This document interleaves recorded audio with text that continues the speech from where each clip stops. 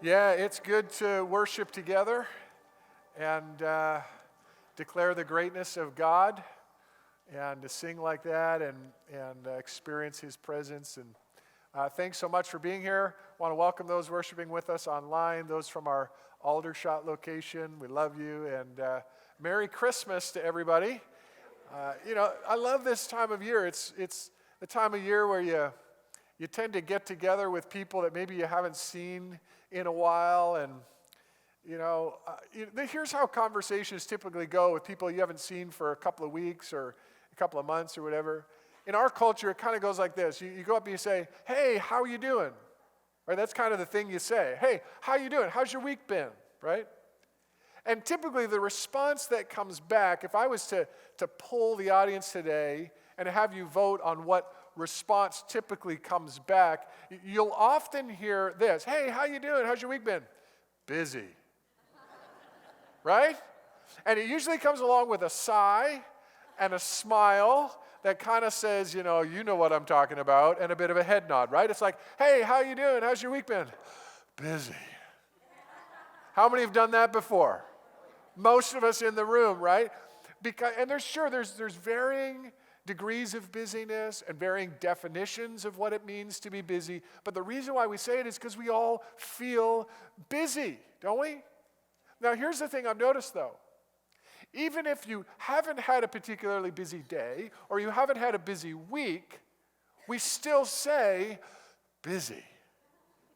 Why? Because it's become culturally accepted to say that we're busy. In fact, it's become culturally expected to say that we're busy. To say that we're not busy somehow seems like a negative statement on who we are.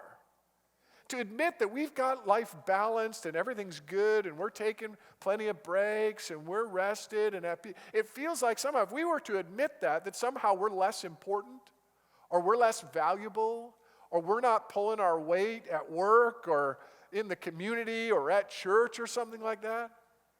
I heard somebody say recently that Sabbath rest is the only 10 commandment we brag about breaking all the time. We don't brag about breaking any of the other 10 commandments like coveting and not putting God first or whatever. But Sabbath rest, we're like, "Oh man, I've been working so hard. I got home from work and I still answered 300 emails. I haven't taken a day off in a month. I'm working so hard, I'm only getting 5 hours sleep at night," right? It's the only one of the 10 commandments we boast about breaking all the time.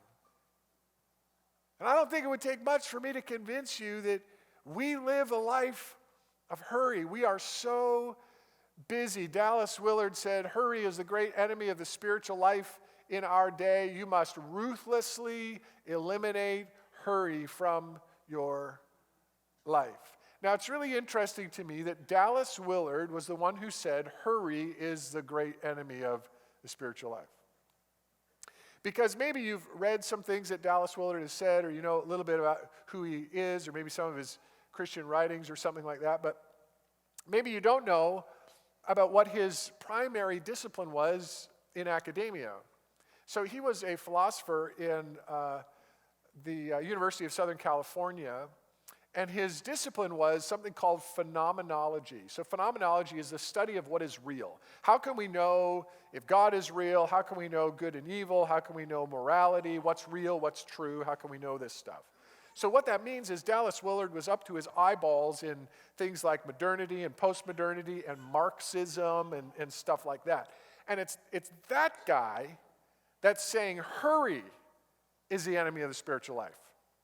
Right? He's not a millennial with a smartphone in 2019. He was an older guy when he said this, and I'm quite sure he didn't have a smartphone. Like, I would have thought he would have said that the great enemy of the spiritual life in our day is, postmodernity or the destruction of the family system, the fabric, the erasing of gender identity, or, the isolationism of our culture, the issue-oriented culture that's galvanizing people towards individualism. Like, that would be the great enemy of spirituality in our day. But hurry? Like, hurry is the great enemy? You might have a hard time believing that as well, But there might be part of you that would pause and think, he might be right. He might be right. And that's actually a little more scary for us, isn't it? Because if he's right, we all participate in it. If he's right, it's an issue for all of us. And if we really think about it, we can't live a spiritual life in a life of hurry. Because in order to have a spiritual life, it means you need to slow down enough to really connect with God. It means we need to pause our schedules and our activity and receive God's love. And slow down enough to be able to give that love and that grace to other people. We can't live a spiritual life and a life of hurry. But it wouldn't take me long to convince you that our culture is hurry sick. We've all got hurry sickness. Now, I didn't come up with that phrase. That was a phrase that was coined by two doctors, Meyer Friedman and Ray Rosenman. And this is how they define hurry sickness: a continuous struggle and unremitting attempt to accomplish or achieve more and more things or participate in more and more events in less and less time. How many know that sounds like a good description of our culture, right? Huh? Now, here's the amazing thing about this. They made this definition and made this phrase in the 1950s. How much more true is it now than it was then? We are hurry sick. Add it to the list of Christmas sicknesses. I've talked about some of this before, right? The Christmas flu. It's kind of like influenza, only it's affluenza, because we've got so much stuff and we're driving for so many things. It's all about consumerism at Christmas time. We got the Christmas flu. I think there's another one. It's kind of like pneumonia. Shortness of breath, shallow breathing, weakness, fatigue, get kind of chest pain. Only instead of pneumonia, it's called zoomonia. It's because you're zooming around all the time. Zooming from one place to the next. Got to go from work to the grocery store, and you got to get the food to go get home and cook, and then you got to get one kid to dance and one kid to hockey, and then you got to somehow swing by the gym, and then you got to stop and pick up something else, and all the while you've got to open your phone 150 times a day. And by the way, that's an actual stat. See last week's sermon if you want to know more.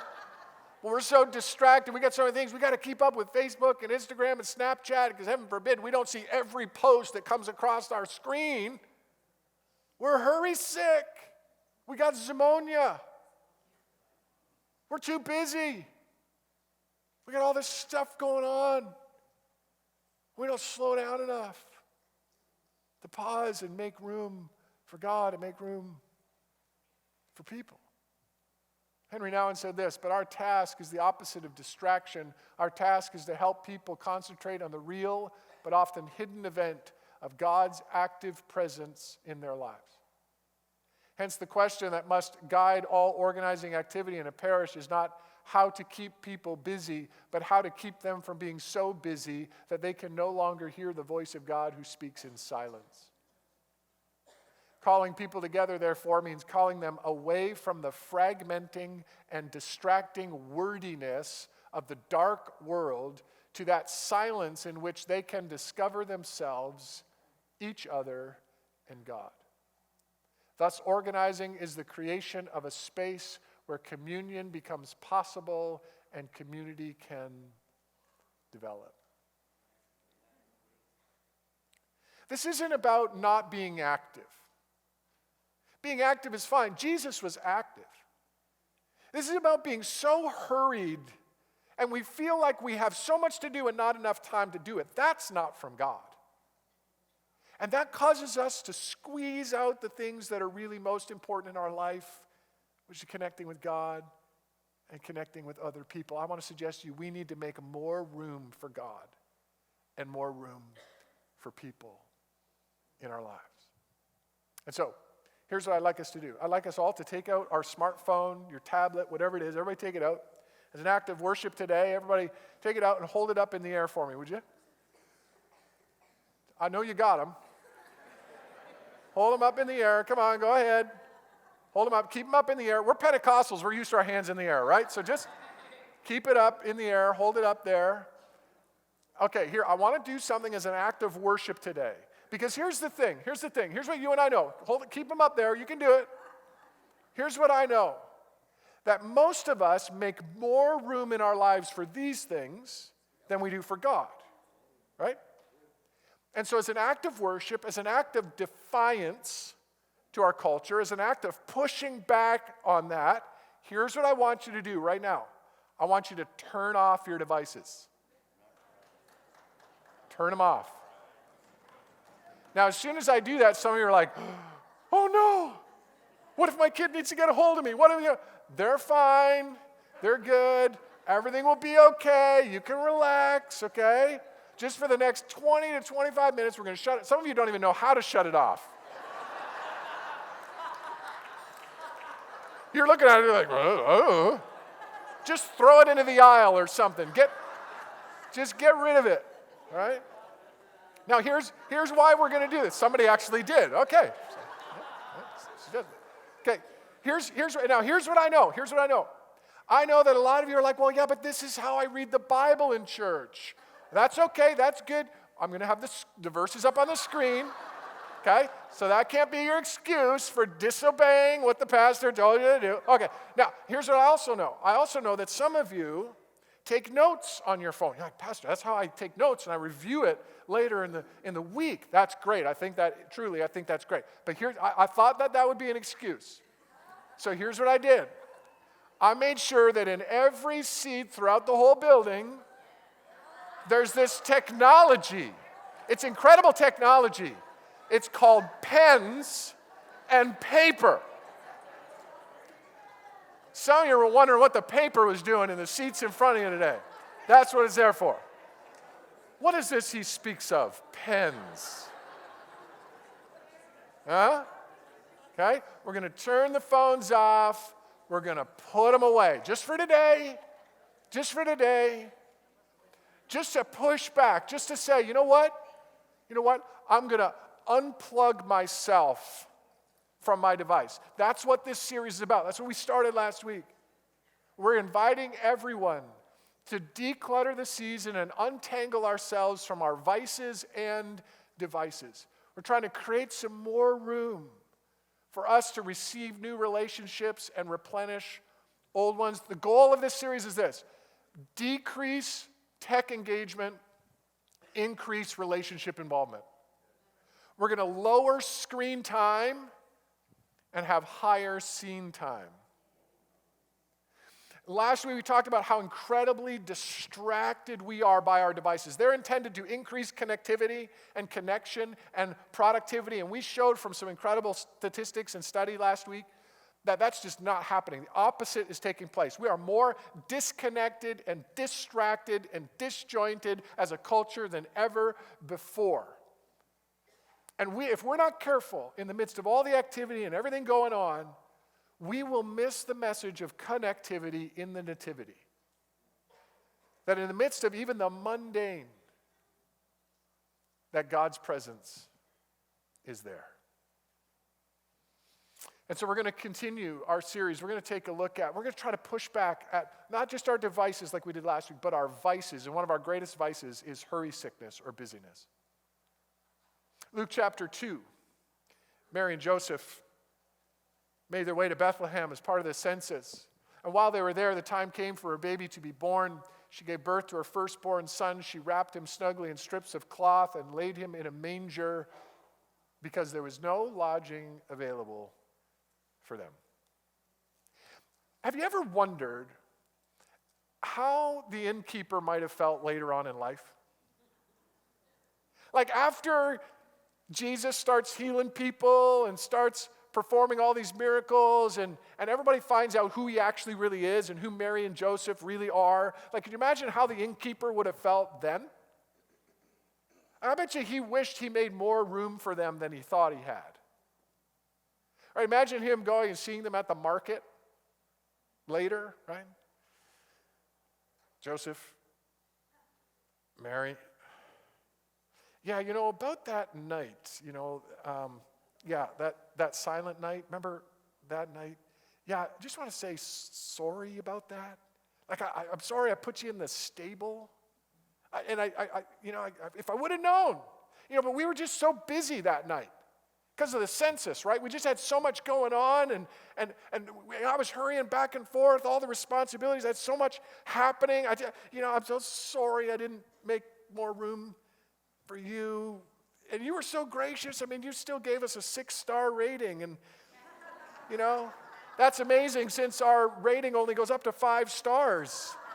That 6th star was really bright. I don't know how you did that, but imagine if the innkeeper later, I bet you he wished he made more room for them than he thought he had. And I think the same thing's true for us. I think as we go in life, we're going to wish we made more room for people than we thought we did. The Nativity is such a great message for us. It's a great example for us to reflect on this.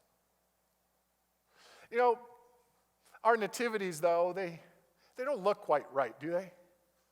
I mean, really think about our nativities that decorate our homes and our churches, our spaces of this year. I think they're great, but there's some things about them that aren't quite accurate. I mean, often they look like little huts, little shacks, little wooden structures. It was probably more like a cave based on the topography of the environment in the time then.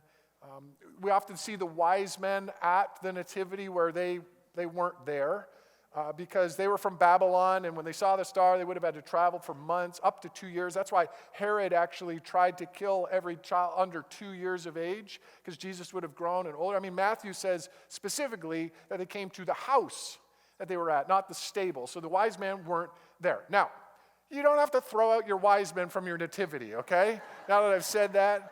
Right? It's not about a perfect timeline of the Christmas story, but it's a timely reminder of the principles of the Christmas story. That's the point of your nativity.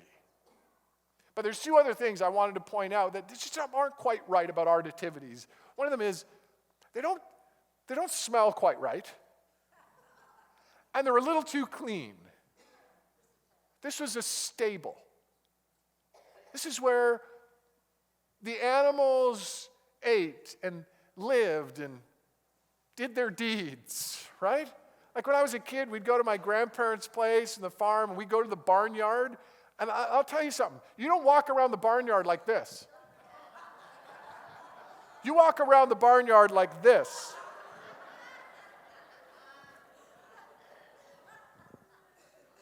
Imagine Mary and Joseph. This is where they are.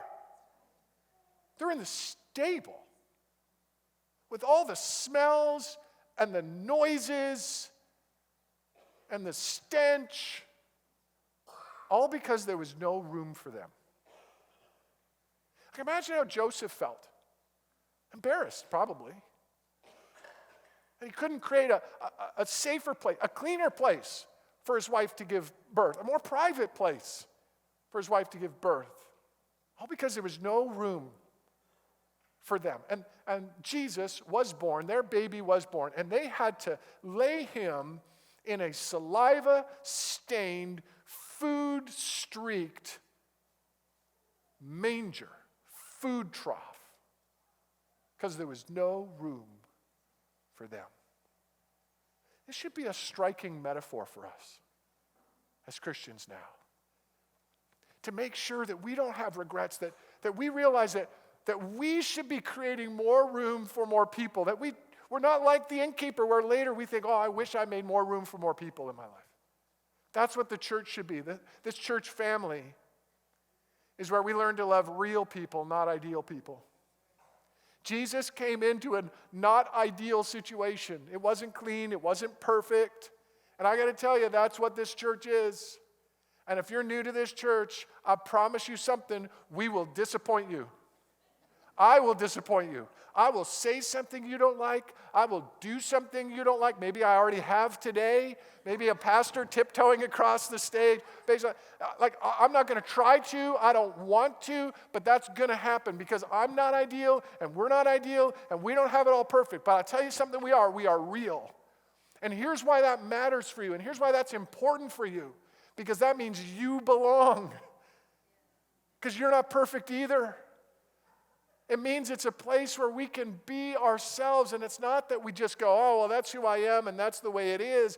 We want to continue to grow and be better and develop, but it's got to be a real place where we accept people in their struggles and their questions, and even in their sin, because that's what Jesus did for us. He stepped into a real place that was not ideal for him.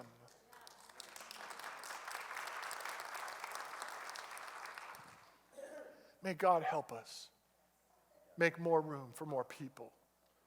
Not just people that you know and like, but strangers. He wouldn't have known Mary and Joseph. In order to do that, we've got to declutter. We've got to remove some things in our heart, remove some things in our life to make more space. How many of you like to do that, like to declutter? How many of you are purgers? You like to get rid of stuff? Oh, I got some friends in the house today. Okay. This is a few more than I thought. So I'm a purger. Now, I've learned over my life to be more patient and more accepting of things that aren't as clean as I obsessively like them to be, and I've gotten really good at that. But my family all knows this, that when that switch flips for me, it's like, get out of the way. Because I'm throwing stuff out, I'm giving stuff away. You better nail it down if you want it, because it's going to go, right? Now, one of the areas that's the biggest bone of contention for my wife and I is mugs. Because my wife is a school teacher. And so God bless you, parents.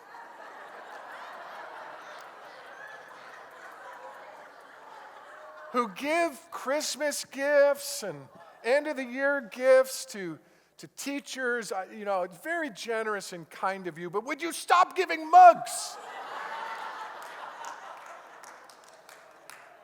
And they're not small mugs. It's like a soup bowl. Like they're gigantic. And they're really nice, It takes a big heart to teach little minds. Aw, yeah. Let's just put that in the cupboard too. I got so many of these things. We couldn't even put the glasses that we want to use. I got to wash one glass, so I got one space, And I get why parents give these mugs to teachers, because they assume that they need lots of coffee to survive. Because here's what parents know, is that you can't spend one day in a single room with your kid, let alone 20 kids from other people's houses. And so you assume that parents need a whole bunch of coffee.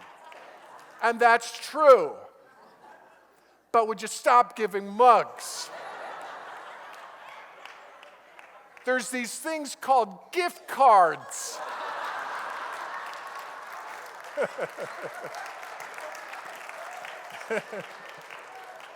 And all the teachers in the house said amen.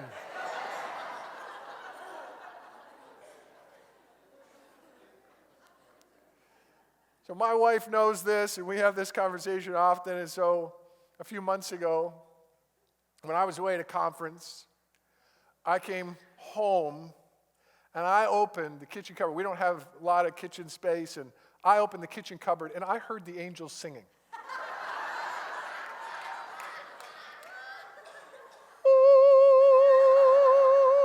There was room. It was amazing. My wife had decluttered and got rid of all these mugs. She kept the big giant one, but she got rid of all these other mugs. It was fantastic. I was actually just putting a cup in and then taking it out, and just putting it in and taking it out. It was so easy. There was so much room. It was beautiful. Now, I will tell you this, that my son saw an opportunity to prank me, and so he took all those mugs, and the next time I came into my office, they were everywhere in my office.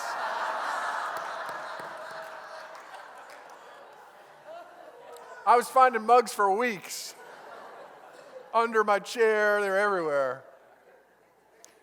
What's the point? We can just keep adding things to the cupboards of our life. We just don't have room. We just don't have room. And they're nice things, and they're good things, they're fine. They're not bad things or wrong, but they take space. And you've only got so much room. And we've got to remove things.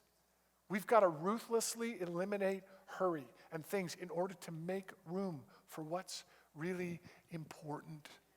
We've got to declutter our lives, because I'm pretty sure that the innkeeper wished he made more room for them than he thought he did. That's the thing, we think we are, right? Than he thought he did. Bob Goff said, I bet you he wished he made more room for Jesus. He didn't really know who Jesus was. We need to make more room in our lives for God. Now, what does it mean to make more room in our lives for God? Now, when we think about that, you might think, reading your Bible, praying, worshiping every day. I think that's true. We got to make more room in our lives for that. Those kinds of disciplines are fading from our lives because it's getting squeezed out. But I want to talk about a connection between something that we don't often think of as making room for God, and that is fun. We need to make more room for fun in our lives. That means we're making more room for God. You say, well, how do you make that connection? Well, stay with me for just a minute.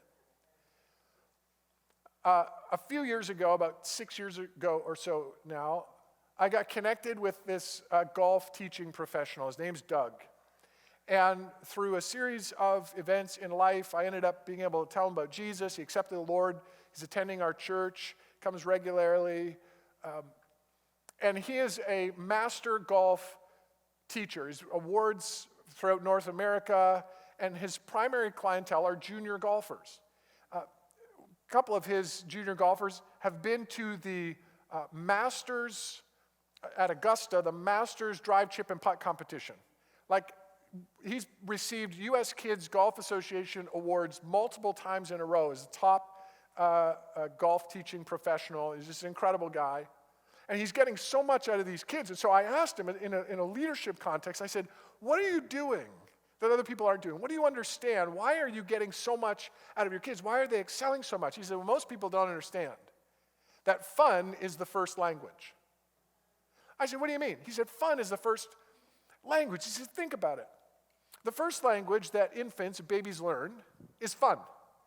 They don't learn to speak your native tongue. They learn fun. Why? Because every parent that goes, or every person that goes to talk to an infant, what do?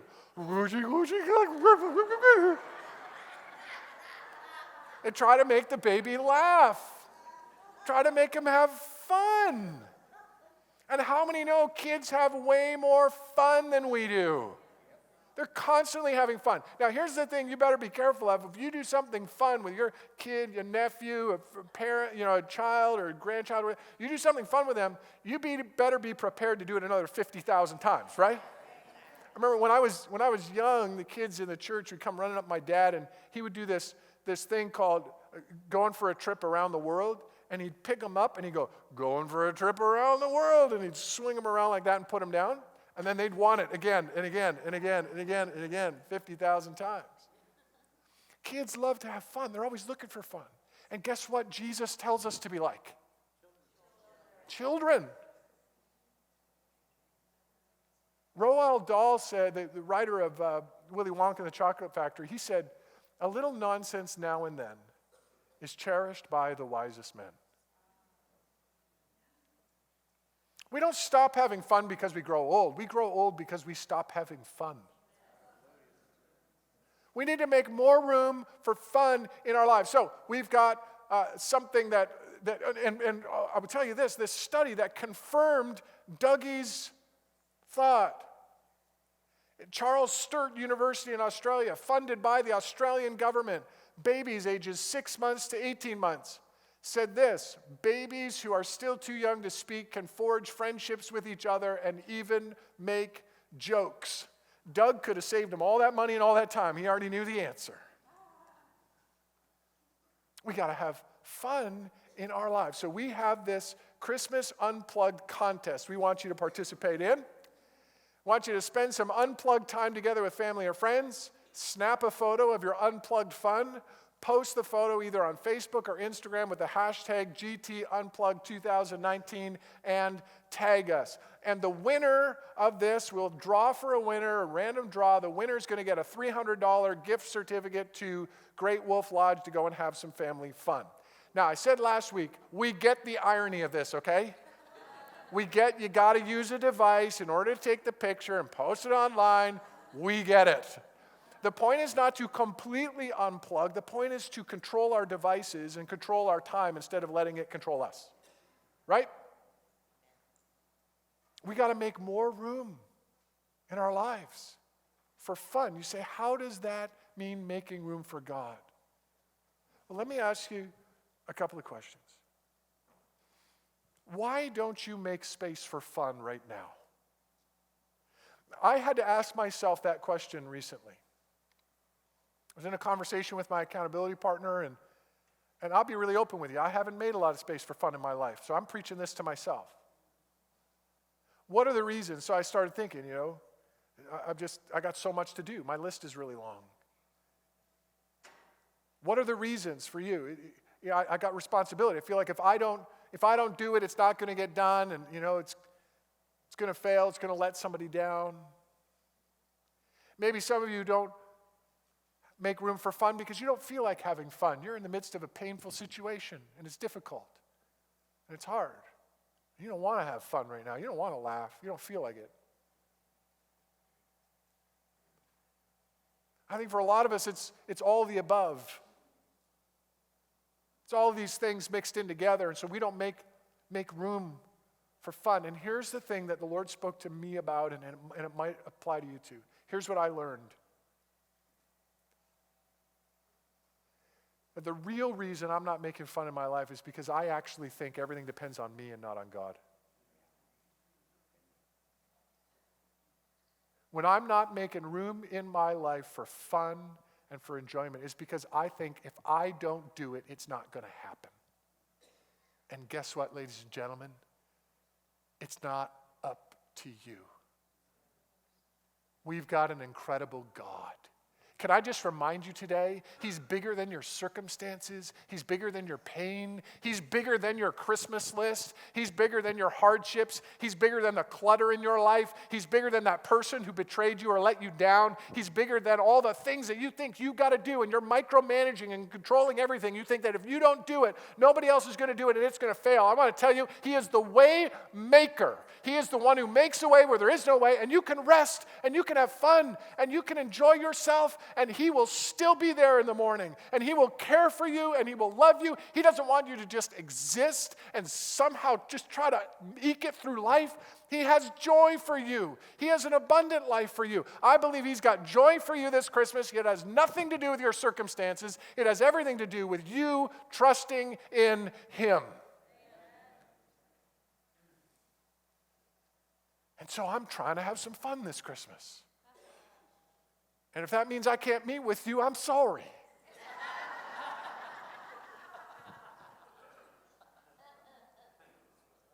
But the moments I've learned when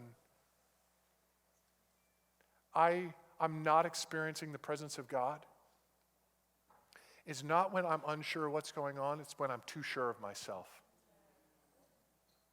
And like John the Baptist said, I must decrease and He must increase. We got to make more room for Him to increase in our lives. More room for God. Because here's the greatest part. Even when we haven't made room for Him, He still makes room for us. Isn't that great? Because the ultimate place for Jesus to be born in God's plan was not the stable. The ultimate place for Jesus to be born in God's plan was not even the inn. The ultimate place in God's plan for Jesus to be born was in your heart. It was in our lives. And my prayer is that every heart would prepare him room. Would you bow your heads and close your eyes with me for a moment? As we just pray, we can all invite him into our lives in a fresh way right now. Maybe for the very first time you're doing this, and you just say, Lord, I want you to come into my life. And he does. He heals us. He renews us. He changes us. Maybe for you, you realize, you've been hurry sick. You've been busy and so many things going on, and you want to make more room in your life for God and more room in your life for people. And I'm going to pray for all of us that we'd be able to do that. And before I do, I feel like there's just something I've got to say, heads bowed and eyes closed, just as you're reflecting. Some of you, when I said you're not having fun because you're in pain, you don't feel like having fun. I believe the Lord would say to you, if you don't transform your pain, you will transfer your pain. If you don't choose to find a way to transform those feelings, you're going to transfer that betrayal, that hurt in past relationship into future ones. You're going to press it into new adventures. It's going to become the dominant pattern of your life. And Jesus has joy for you in the midst of your pain. He's got peace for you and rest and healing and hope for you as you make room for him. Lord Jesus, that's what we do in this moment. We make room. We make room. We declutter. We take the mugs out of the cupboards of our life. Help us to clean things out. Make more room to not be so encumbered and entangled by our devices or the vice of being busy and hurried. Lord, I just speak rest over your people and peace. Remind us today who you are. Thank you for your example. You've come for us real people who are fallen. You love us and you care for us. And you give us eternal life. In Jesus' name, amen. Just before we go, would you stand? Let's just sing that Waymaker chorus just a couple of times.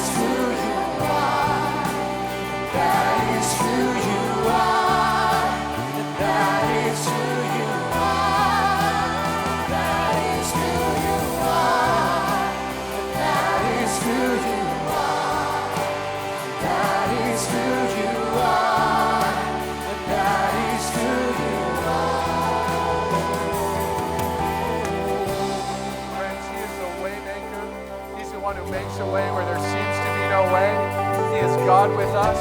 He is present. He is involved in your situation. We'd love to walk along with you. The prayer team's going to come. They'd love to pray with you, to care for you, to love you, to walk along. I believe that this can be the most meaningful Christmas ever as we make room for people and make room for God. Can I hear a good amen to that? God bless you as you go in Him.